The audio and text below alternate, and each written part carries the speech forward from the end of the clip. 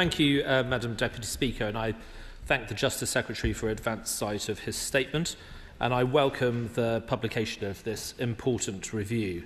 The Government commissioned Jonathan Hall to produce his report following the very violent attack on 3 prison officers by Hashim Abedi. He was the man behind the Manchester Arena atrocity last April, and I want to pay tribute to the vital work done by the brave men and women of the prison service.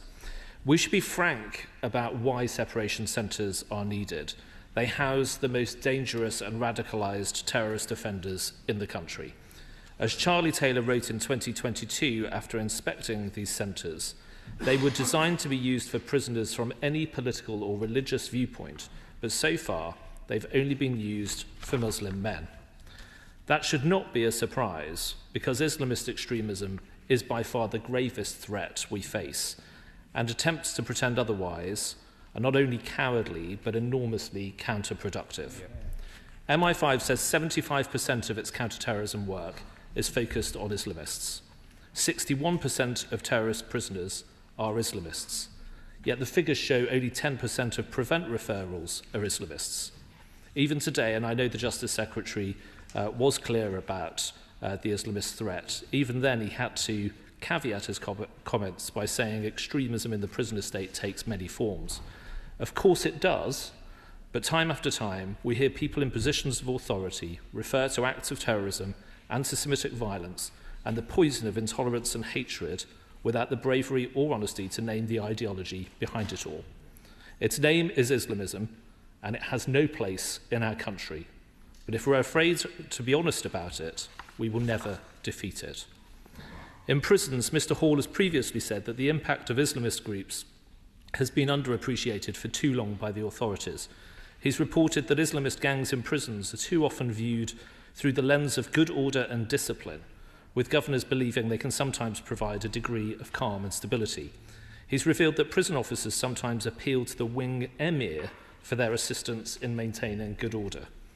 So when will prison inspectors be directed to investigate Islamist extremism? Will the Justice Secretary ensure known problems like gang-enforced Sharia courts in prisons are investigated and reported upon? Will he publish information on the number of religiously and ideologically motivated incidents in prison? The problems for prisons caused by our human rights laws are well documented, and the Justice Secretary said he would, quote, consider if new laws are needed to limit litigation based on Article 8 of the European Convention. Making full use of the Sir Humphrey lexicon, he said he was exploring the full range of options, but promised nothing concrete and is obligatory in this government of human rights lawyers pledged fealty to the European Convention. But consider the recent case of Sohaib Abu, an ISIS terrorist serving a life sentence who plans to shoot up a crowd, in his words, of civilians. He was held in a separation centre and made subject to greater restrictions following the Abedi attack. He used Article 3 of the Convention, not mentioned by the Justice Secretary, to argue successfully that his prison, Wood Hill, didn't take into account his mental health. So can the Justice Secretary tell us how many prisoners are in the process of suing the government under the prison rules and the European Convention to escape separation centres and close supervision centres? What is he doing to prevent them being awarded compensation? When will he decide if he needs to legislate to try to limit the application of Article 8? And what is he going to do about Article 3 claims, like the one made by Sohaib Abu? And shouldn't the Justice Secretary be open about the reality of his commitment, repeated today, to the ECHR? It means rights for criminals and terrorists like Sohaib Abu and Hashim Abedi, but danger for prison officers and the wider public. The Justice Secretary can say what he likes about, perhaps after careful consideration and in the fullness of time, legislating on Article 8. But the simple truth is, as long as we remain in the ECHR, he can't guarantee a thing, and that is why we must leave. Well, Madam Deputy Speaker, I agree with the Shadow Justice Secretary on the dangerous, radicalised offenders that we are talking about, and I sensed some cross-party agreement on that and the importance of the work that is being done here. He rightly talks about Islamic extremism in our prisons being the main context here, and I would agree with him. 254 prisoners in custody for terrorism and terrorism-connected offences in England and Wales, looking at the latest figures. 60% of those held have an Islamic ideology, 30% held have an extreme right-wing ideology, and 10% were categorised as holding other ideologies. And he's right that in these separation centres, as I conveyed, we are dealing with Islamic extremism, and it's pernicious and it's challenging. He talks about gangs. Most prisons show no evidence of extremism based on gang activity. Where it does exist, we have got a zero tolerance and encourage staff to clamp down on it swiftly with any threatening behaviour.